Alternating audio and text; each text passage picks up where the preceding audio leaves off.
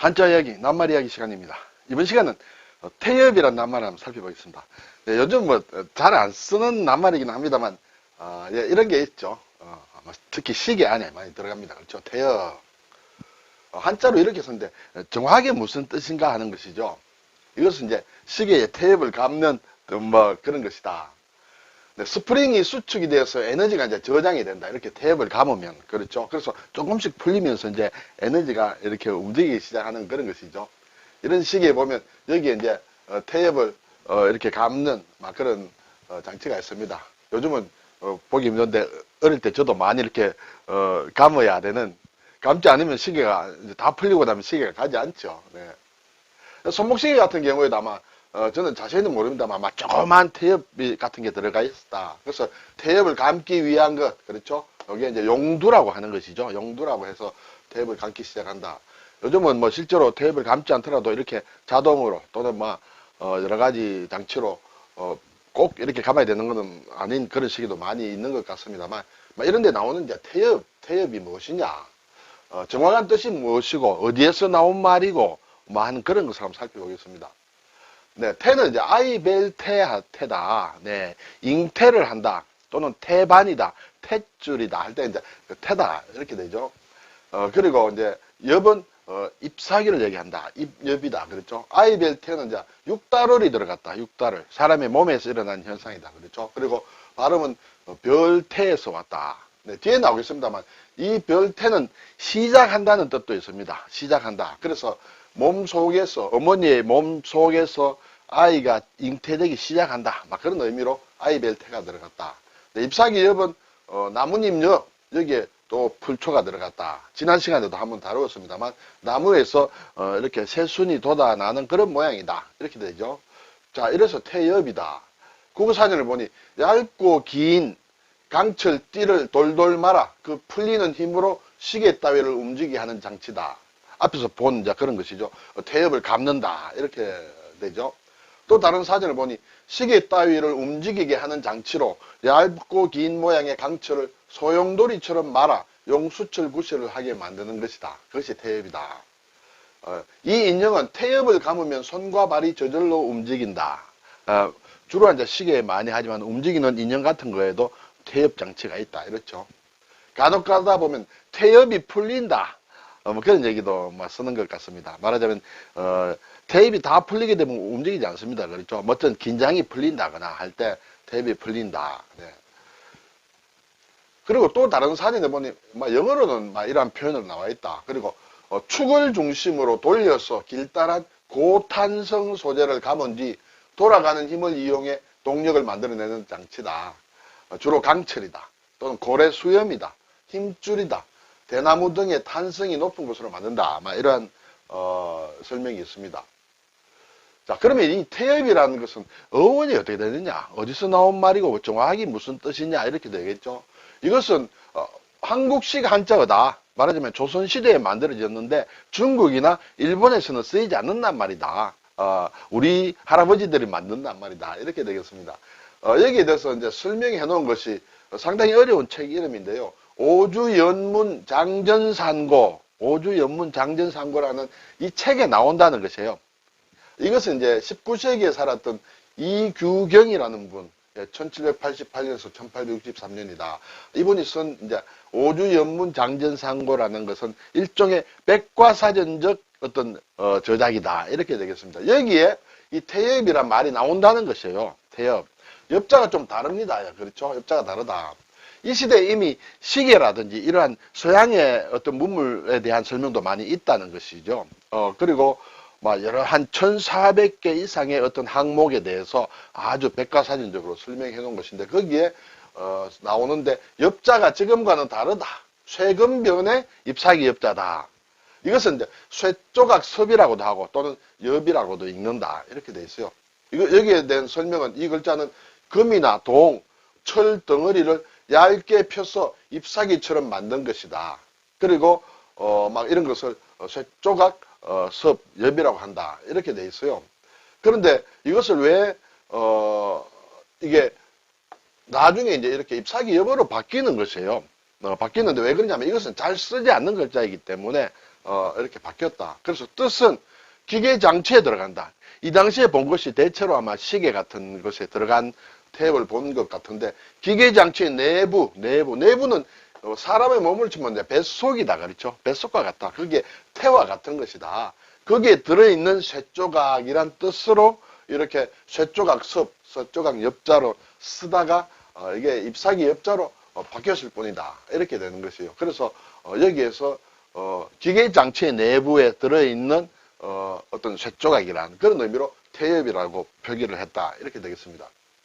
자, 이게 한국식 한자가 있는데, 태엽에는 이런 발조라는 말도 사전에 나옵니다. 우리 사전에 나오는데, 같은 말이다. 근데 우리가 발조라고는 잘 안 쓰죠. 태엽이라고는 쓴다. 조는 이제 줄조자예요. 줄조자. 어떤 긴 띠처럼 돼 있다. 그렇죠? 그것이 발은 이제 풀린다는 이런 얘기가 되겠죠. 그것을 감아 놓으면 조금씩 이제 풀린다. 그런 의미로 아마 발조라고 쓴 것 같습니다. 발조 이거로 태엽이다. 근데 중국에서는 발조라는 낱말을 태엽으로 쓴다. 그래서 우리도 이렇게 발조로 쓰는지 모르겠습니다. 일본에서는 이제 젠마이라고 쓴다. 이것은 이제 고비라는 뜻의 고비 미자다. 장미꽃 할 때 미자다. 고비라는 것은 고사리와 비슷하다. 그래서 보면 조금 돌돌 말아 있는 그런 느낌이 있다. 그렇죠? 그래서 이렇게 쓰고 이렇게 읽는다. 젠마이라고 읽는다. 그리고 또 일본에서도 이 발조라는 말도 쓴다. 그런데 읽기로는 일반적으로는 이렇게 젠마이라고 읽는다. 이렇게 되죠. 그러면 한중일 삼국에 볼 때 태엽이란 말은 우리만 쓰는 낱말이다. 이렇게 되겠죠. 세나가 다 쓰는 낱말은 발조라는 낱말을 쓰고 있다. 이렇게 되겠습니다. 네. 그래서 이게 앞에 나온 책에 말씀드린 책에 나오는 그러한 용어의 설명이다. 이렇게 되겠습니다. 자, 글자를 좀 볼까요? 아이벨테다. 네. 태아를 뜻하기도 하고 또 사물의 기원이다. 그런 의미로도 쓴다. 태라는 게 이 자체가 처음이란 뜻도 있다. 사물의 기원처럼 처음이란 뜻도 있다. 그래서 이 태자라는 것은 어머니의 체내 뱃속에서 아이가 생기기 시작한다. 그래서 아이벨테다. 이렇게 되겠죠. 여러 가지 낱말을 씁니다. 모태. 그렇죠? 모태. 태동이다. 태가 이렇게 움직이기 시작한다. 이제 처음으로 생기기 시작한다. 이렇게 되겠죠. 그 어떤 움직임이나 운동 이런 것이 태동기, 뭔가 처음으로 이렇게 시작되는 그런 시기를 태동기라고 한다. 이렇죠. 태반이다. 네. 또는 태아다. 이렇게 되죠. 탯줄이라고 할 때도 이 태에다가 사이시옷이 들어가서 탯줄이다. 포태. 태를 안고 있다. 그렇죠. 그런 뜻이다. 포태. 또 낙태다. 이런 말로도 씁니다. 그래서 이 태는 여기에 나와 있는 오른쪽에 나와 있는 글자는 시작이란 뜻이다. 이렇게 되겠습니다. 자, 여기에 이제 오른쪽에 아까 앞에서 시작이란 뜻이라고 했는데 이것이 이제 일반적으로 별태다. 별. 그리고 나를 뜻하는 나이다. 그리고 어떤 대대다라고도 얘기를 합니다. 대대라고 하면 우리가 글쎄요. 잘 접하지 모르겠습니다만 탁구대를 할 때 탁구대 흔히 탁구다이라고도 얘기를 하는데 그러한 대를 얘기한다. 기초가 되는 것. 기본적으로는 별이란 뜻이므로 삼태성이라는 게 있다. 물론 이제 여러 가지 낱말이 있습니다만 우리가 잘 안 쓰는 낱말들이다.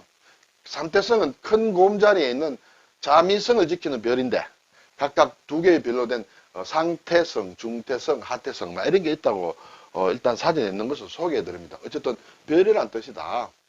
그리고 태풍이라는 글자가 이게 태풍이라는 글자에 태풍의 태자예요. 근데 이 글자도 우리나라에서 잘 쓰지 않기 때문에 이렇게 이 글자를 가지고 발음을 가지고 왔죠. 오른쪽 여기에 이제 태자가 있습니다. 그래서 이렇게 하고 태풍으로 읽는다. 이렇게 되죠.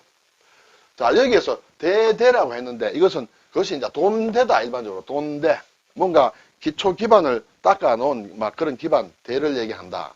이것의 속자로 이것을 많이 쓴다는 것이에요. 그렇죠? 그래서 원래 정자로는 이렇게 써야 될 것을 이렇게 쓰는 경우가 많다. 이렇게 되겠습니다. 자, 여기에서 이것이 이제 돈대돈의 속자라고 했는데 거의 대부분 대자로 읽으면 됩니다. 이 글자가 나오면 거의 대부분 대자로 읽으면 되는데 예를 들어서 연태라는 이제 중국의 지명이 있습니다. 그렇죠? 연태 고량주 말 나오듯이 연태라는 것을 이것이 일종의 중국에서 간체자로 쓰이기 때문에 이렇게 쓰입니다. 이렇게 되면 고유명사이기 때문에 중국에서는 뭐 연타이다 이렇게 하므로 우리도 이것을 연태로 읽어야 된다.